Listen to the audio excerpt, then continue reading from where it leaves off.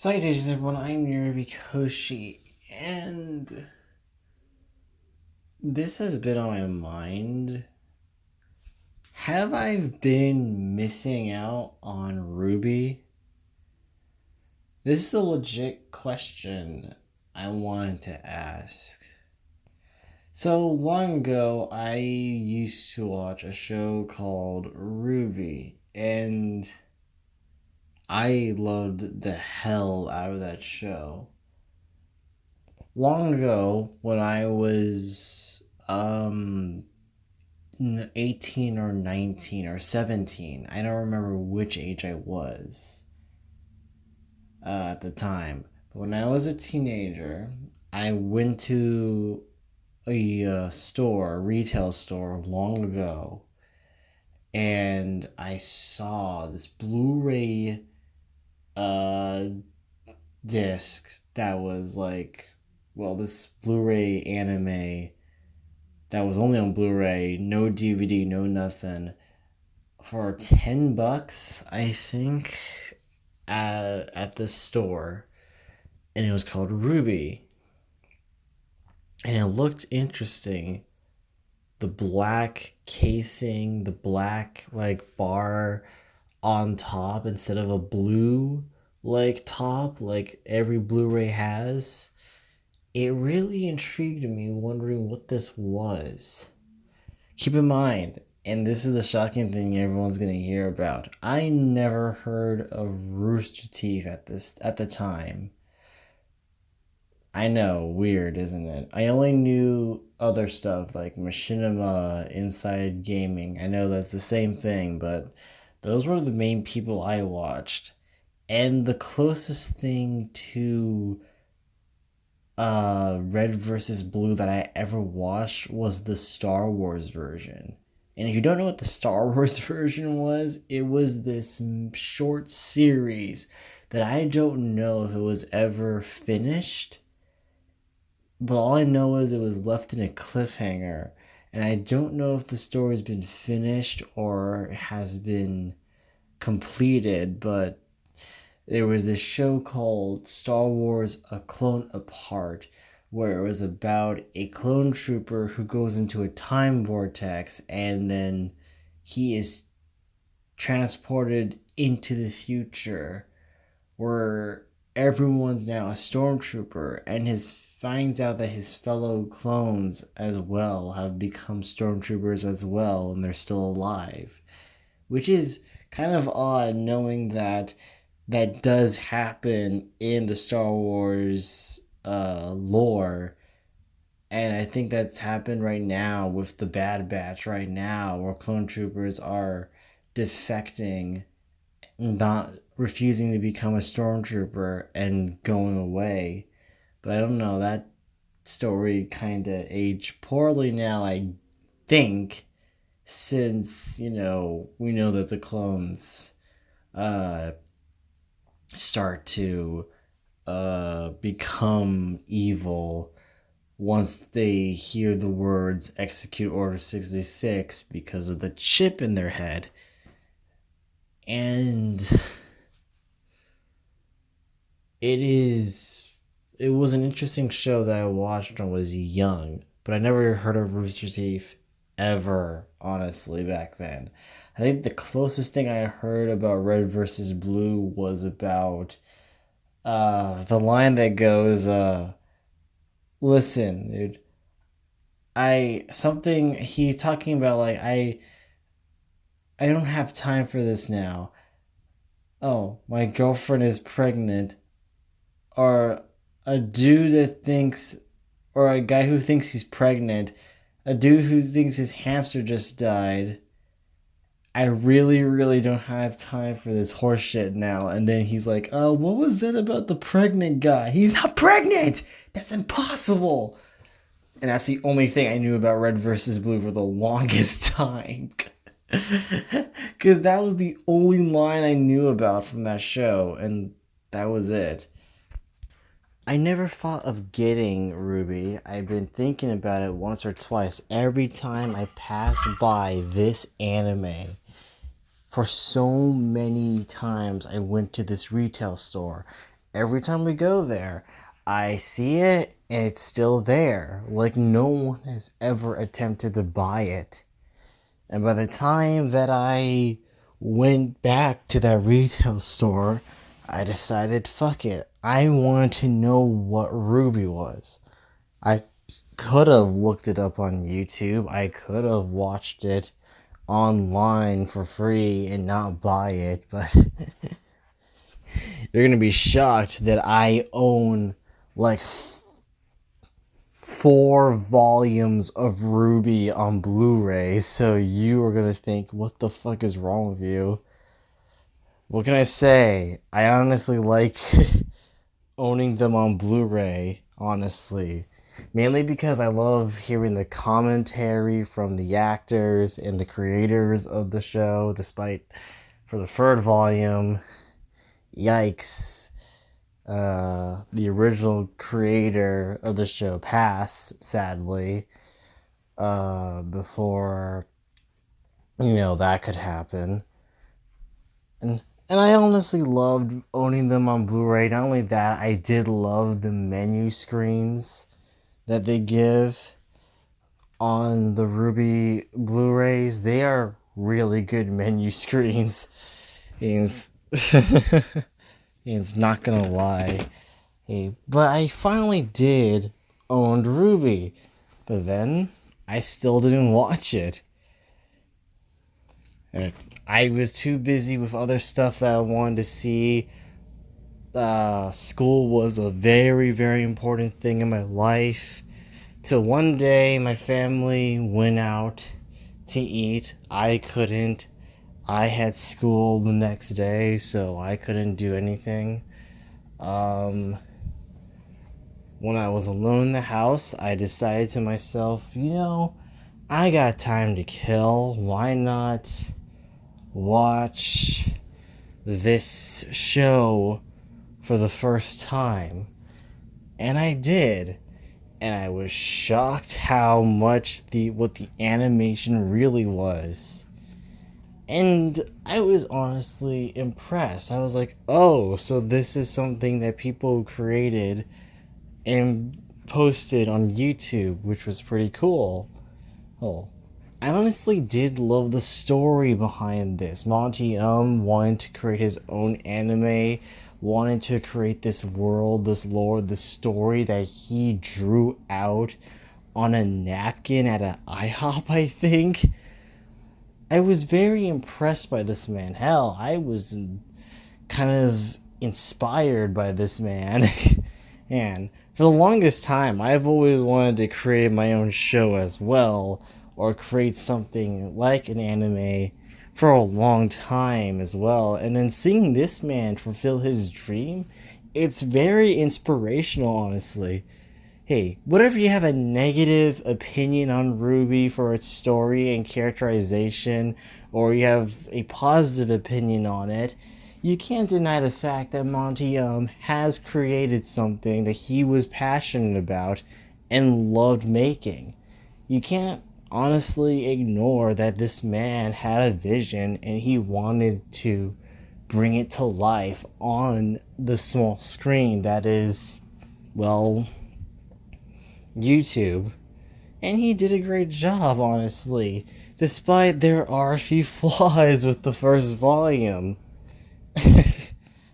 Mainly because how rushed it was. As I know it's a negative opinion, but the animation wasn't that great at the time. The episodes were short as hell, and I had a very huge criticism on that.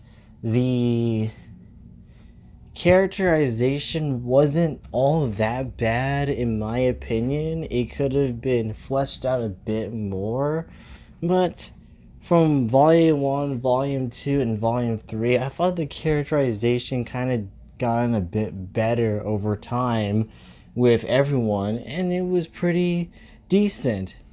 You learn a little bit more of the characters, you start to see a lot greater. The weirdest thing is about it that I never noticed until volume 3, I think, or volume 4, is that all the character development, all the background and story of the characters, like the main characters, the villains, or anyone, all come from the songs in RWBY. And I think I noticed this through Volume 3 and Volume 4 because you start to notice it a bit more. If you're a dumbass like me, you didn't notice it until they start to say it front and center in the actual story where the characters are having arguments and everything. I mean, hell, the shocking thing is all the favorite songs of RWBY I had were all Weiss's songs. I mean, It's My Turn. What else? This Life Is Mine. I mean, there was a lot of songs from Weiss that I liked.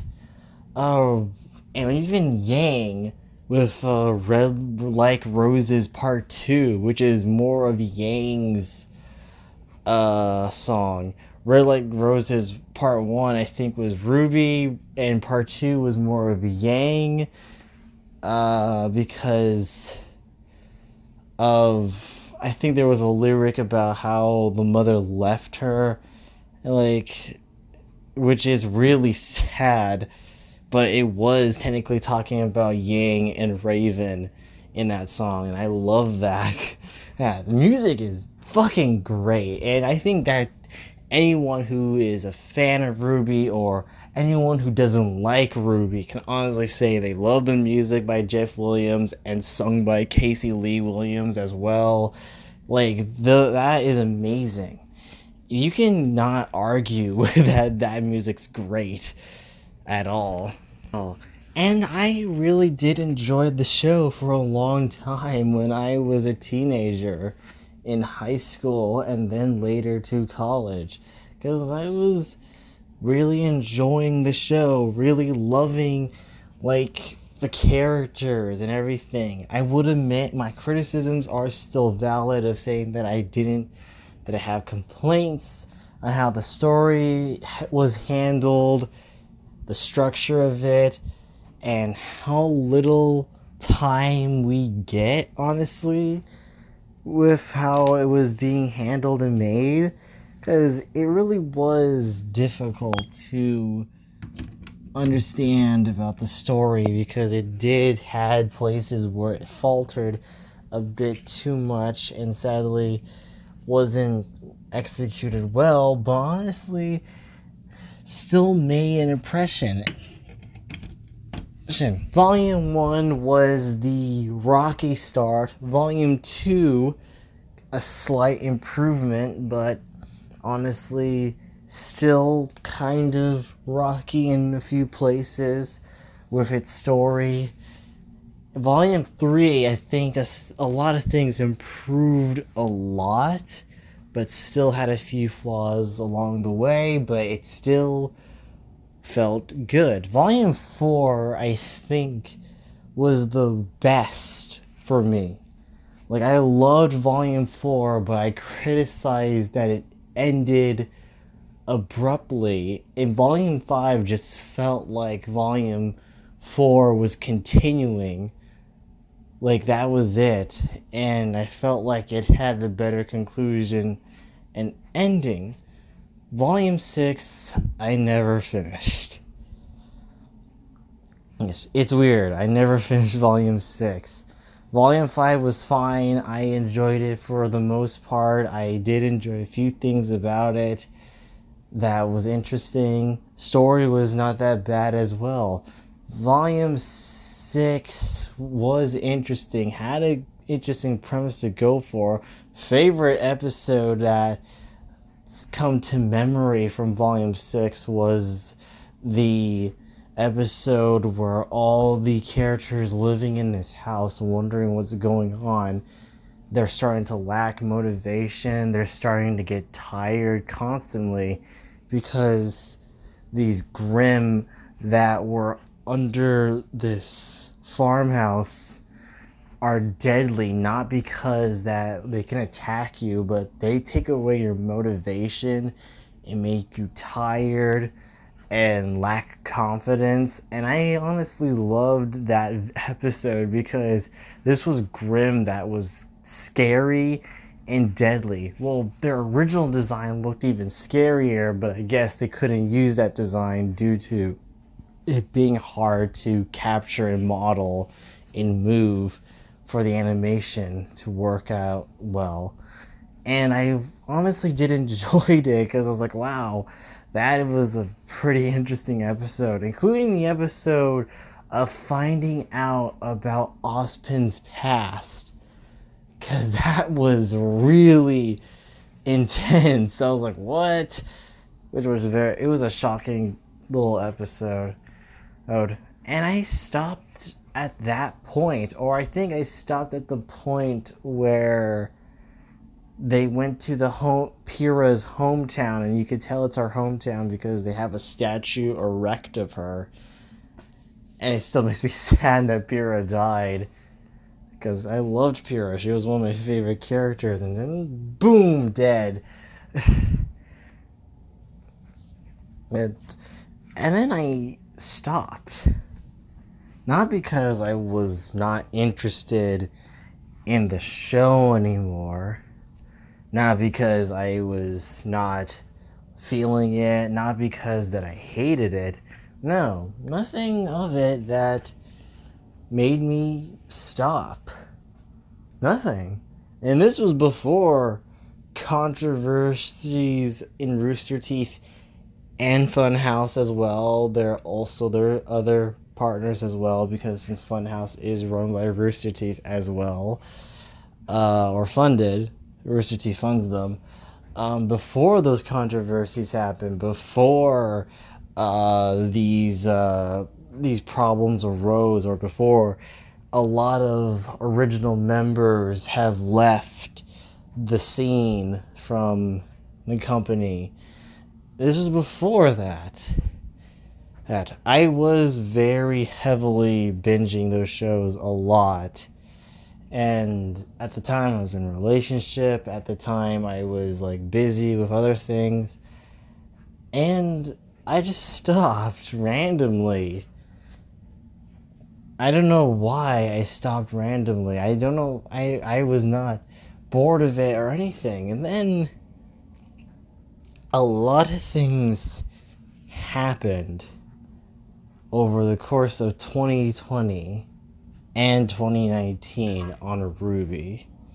And it was mainly negative things, saying, why is RWBY garbage and not good? Why is it terrible? Project Melody loves this, and she loves the soundtrack, which can't blame her for that. But everyone talking about how is it trash. And then recently I saw a video thumbnail that said coming to terms and coping with RWBY, because I think they were talking about how Volume 8 was the worst, basically.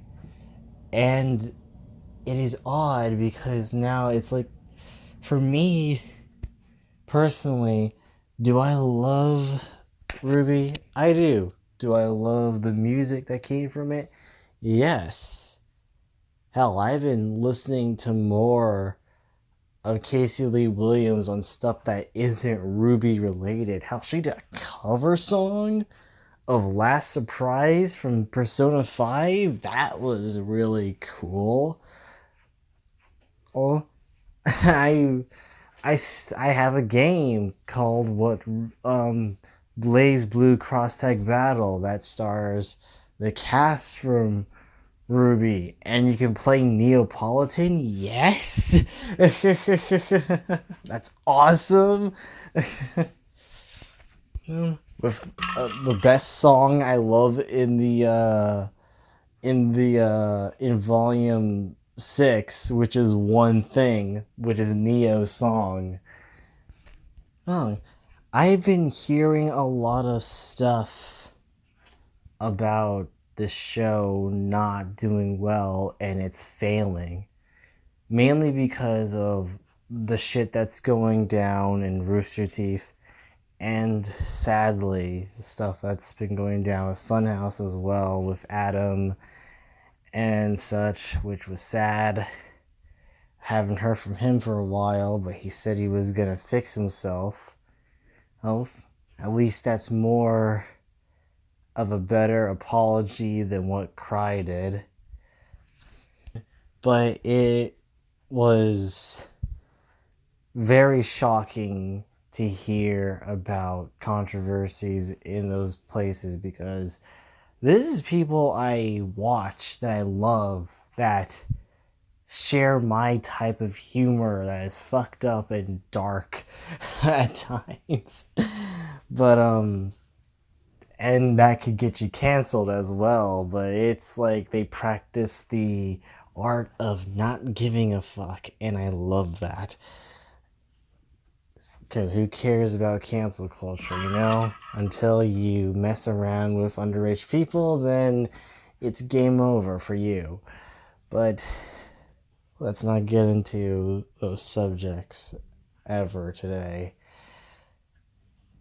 I don't know what's going on with RWBY and how people reacted, but every time I see something about RWBY, it's usually like this show was never good, it sucks, but they don't want to put disrespect on Monty Young since the man has passed away, so they didn't want to really try to be an asshole and hurt his feelings. I mean, dude had a vision.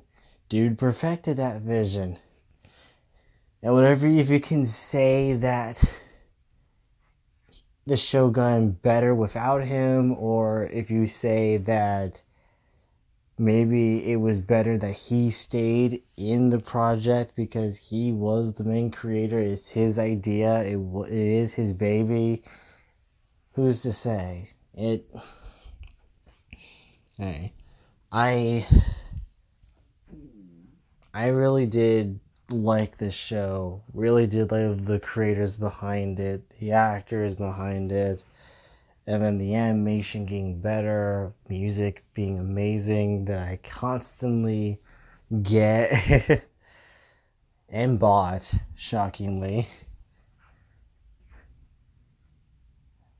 But I'm still curious to wonder if the show is still worth to watch. Even after what happened, even after what was going on, and the uncertain fate of RWBY.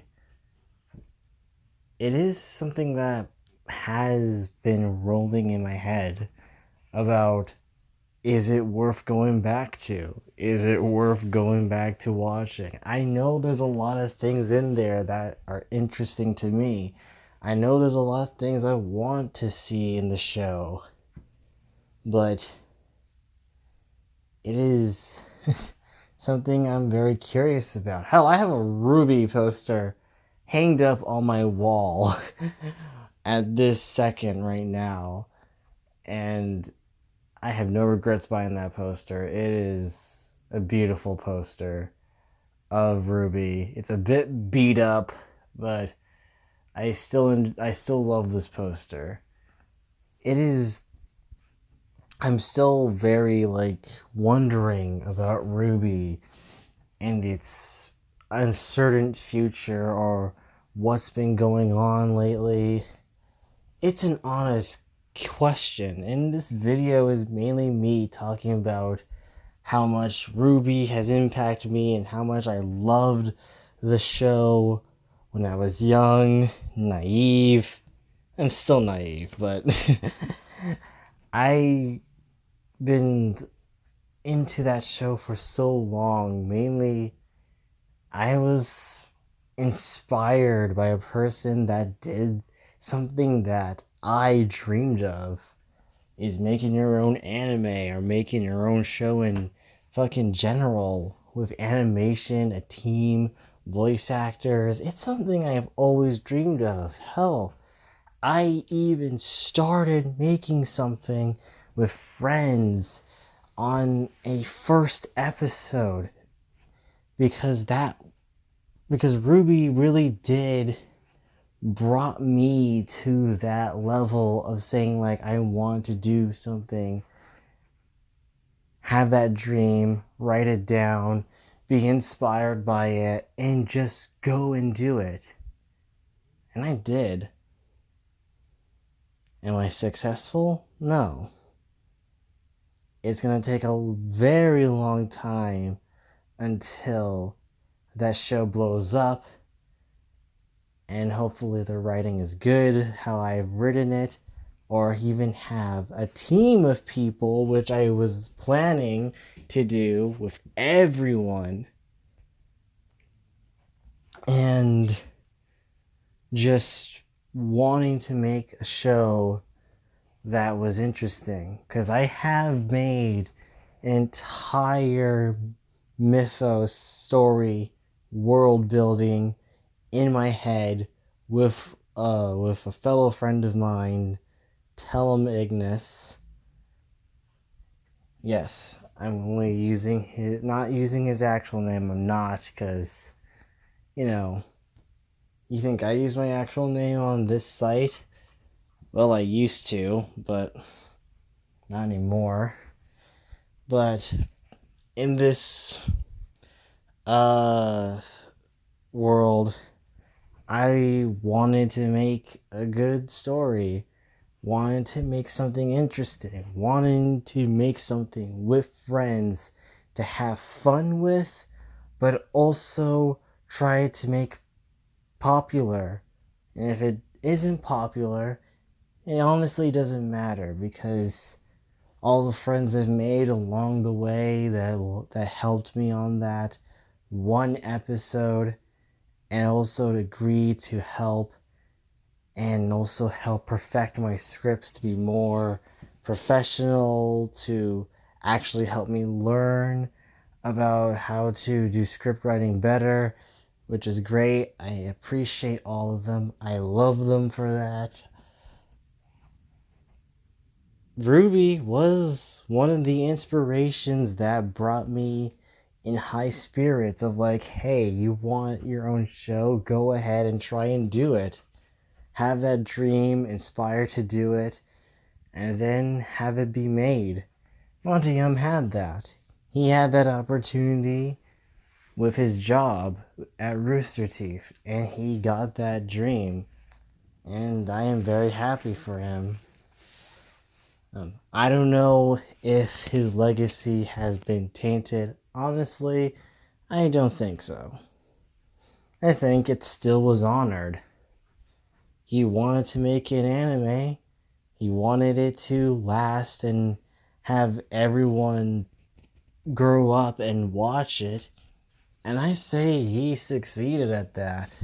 Even though he's passed away, he has his dream that has lived on. Whatever, it still has its rocky starts or its kind of murky ending as well. It still is leaving that impact. People love the music. People who hate the show just loves the music. Hell, at least that's something. Or hell, people love the characters as well. I say he fulfilled his dream, honestly, even though he never got to see it beyond Volume 2. Or hell, maybe he did see the process of Volume 3. I don't know. At least he did see the fan base that was built, even though if it was small at the time. He still felt the love of the fans, and that's great. And maybe he is watching over us right now and loving that his vision came true, despite it's not going as well and people are still trashing on it to this day. Hell, I have friends that trash on it because they do not like the story and how the characters are handled as well. So I do agree with them. I'm not gonna lie, I do agree with them, but that doesn't hinder my enjoyment watching the show. There is a lot to love from it, and hopefully, and having that hope that it will get better.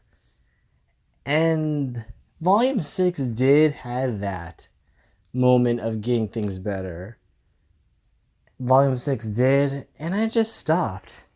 I don't know why.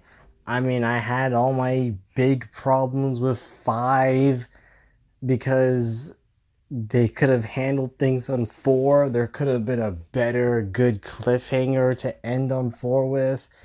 But, it is what it is. I had complaints, yes, over a few episodes here and there that I wish was handled perfectly.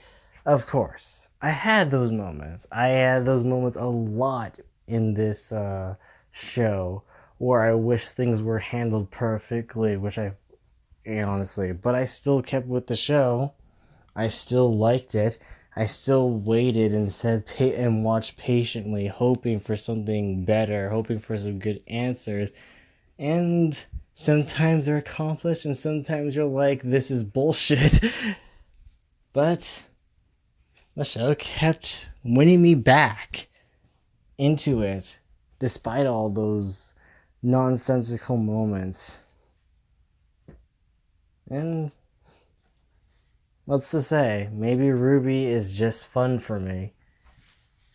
But, I try to be a bit better and more careful with handling story. Honestly. Like, I try to. I'm not gonna go as far to say I'm better than RWBY. I'm not gonna say that. To each his own, So, is RWBY still, worth watching? I have considered a lot to finish Volume 6 and jump into Volume 7 and 8. I have been considering it. But it's very much I'm asking everyone else, is it worth still? Or is the soundtrack worth still checking out? Because I really want to know if there are more bangers in every soundtrack to RWBY. Because let's be honest here. When you were a RWBY fan, or if anyone was a RWBY fan, or anyone who wasn't, you knew that the music was always gonna be a hit. Always. Like, every time I watched a volume of RWBY, like Volume 1, Volume 2, Volume 3, and so on, I always ask myself, damn it, when is that soundtrack coming out? Because that was always my main question. When is this soundtrack coming out? Because this music is awesome, and you hear a song that is so cool, and you're like, I need that song. When can I listen to that song? It's so crazy how that programs into your brain. Every time you watch an episode of it, like, damn it, I need this soundtrack. Give it to me. Release it. Yeah, it's because if the soundtrack's still fire in RWBY, best believe I'll buy it. Because I only have a few songs from Volume 6 I bought because it was only the first few songs from the first couple of episodes I watched. The Neapolitan song, One Thing, the opening theme song, because I just love that synth keyboard or guitar that goes noise at the beginning. That that I just love. Every time. I never skip the opening to RWBY because that music is amazing. I never would. That's like anime in general for me.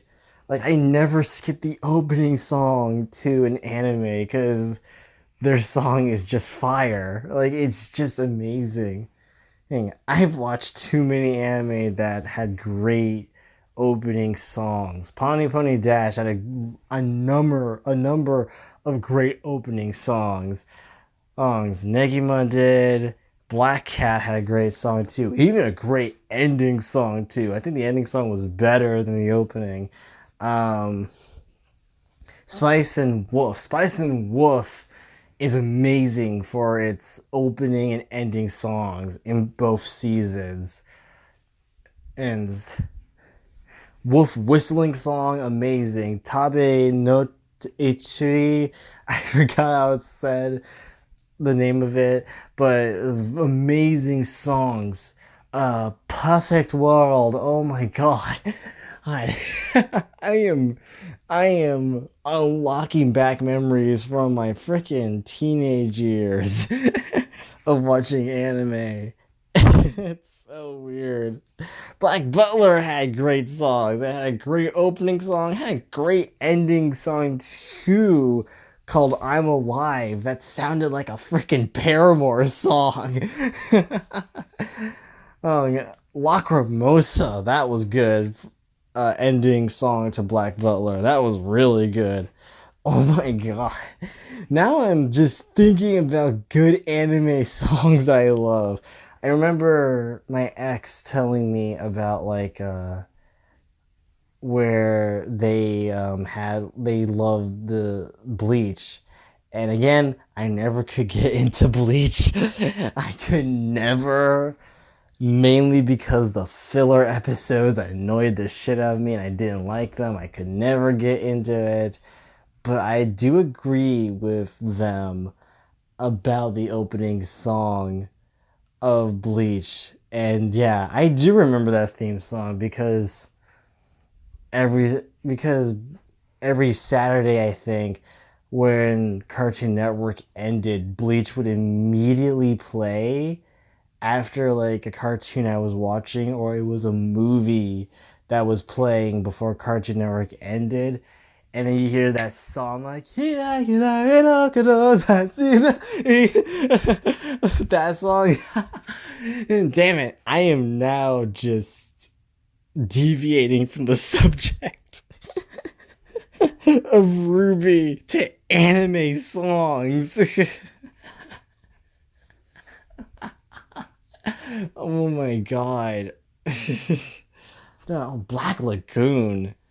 I just realized Black Lagoon had the best opening song too. That was really good. I love the opening song to Black Lagoon. Get down on your knees with good head and shoulders. That song's good too. The Fully Cooley doesn't have an opening song, but who cares? Fully Cooley has the best soundtrack ever in anime to me. Mainly because I'm a huge fan of the Pillows, and that's all thanks to Fully Cooley for getting me into that band and getting albums from them that aren't from the anime. That eventually, the songs I did listen to that weren't in Fully Cooley did actually make it into the second and third seasons, which I was so happy about. I was like, oh shit, they included White Summer in there. That's awesome. And then Progressive played one of my favorite songs from one of the albums I listened to, Thank You My Twilight. And when Progressive started with that song, I was like, you won me. I don't care if this season's gonna be trash. You already won me with Thank You My Twilight. There, Sakureya had a good opening song. I forgot the name of it. Escardo, or I think it was called. Oh, a great song and great ending song to that anime as well. I currently own the manga, like a lot of volumes from the manga right now, and I wanted to read them because I heard there's more to the story because Sakurai left on a uh kind of a cliffhanger note and nothing was resolved except for the relationship between Rhea and her father. So I don't know uh So I'm very curious to wonder how much further the anime could go. Yo, oh, I really need to stop before I start thinking about more anime. Keep in mind, I have not watched an anime, uh, like an anime for a long time. Honestly, no lie, I haven't.